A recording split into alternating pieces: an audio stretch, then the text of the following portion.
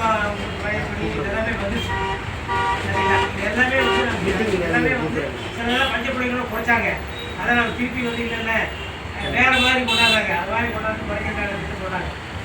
எல்லாம் முடியாதுன்னு சொல்லி அதை கொஞ்சம் சொல்லி அதை கரெக்ட் பண்ணி இப்போ வந்து இந்த உயர்வு பண்ணி தொழிலாளியை வாங்குறதுக்கான உடனடியாக முன்னாடியே இந்த சம்பளம் வாங்குறதுக்கான ஏற்பாட்டை அது முழுசாக செய்யணுங்கிற கூர்மையான நடவடிக்கையில் ஈடுபட்டது எழுப்பி இருக்கிறது மட்டும் புரிஞ்சுக்கணும்.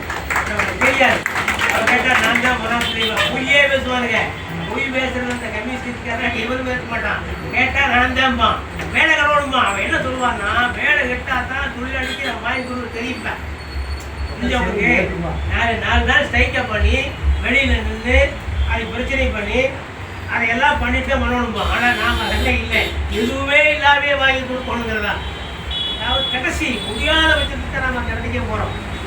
எட்டுன்னு தான் நம்ம ஸ்ட்ரைக் பண்ணணும், எட்டுன்னு தான் எல்லாத்தையும் பண்ணணுங்கிறத நம்மளுடைய நோக்கம். ஆனால் அவனுக்கு அப்படி இல்லை. ஆரம்பத்திலிருந்தே இந்த ஒப்பந்தத்தை முடிக்கிறதுக்கு அவன் தயாராகவே இல்லை. ஓப்பனா சொல்கிறேன். ஆனால் நீங்கள் பார்த்தீங்கன்னா இதே 30, 25 ஒப்பந்தம் அப்பெல்லாம் எத்தனை காலம் கிட்டத்தட்ட 100 நாள் 200 நாள் கிட்டத்தட்ட 6 மாதம் போராட்டம் நடத்திருக்கோம்.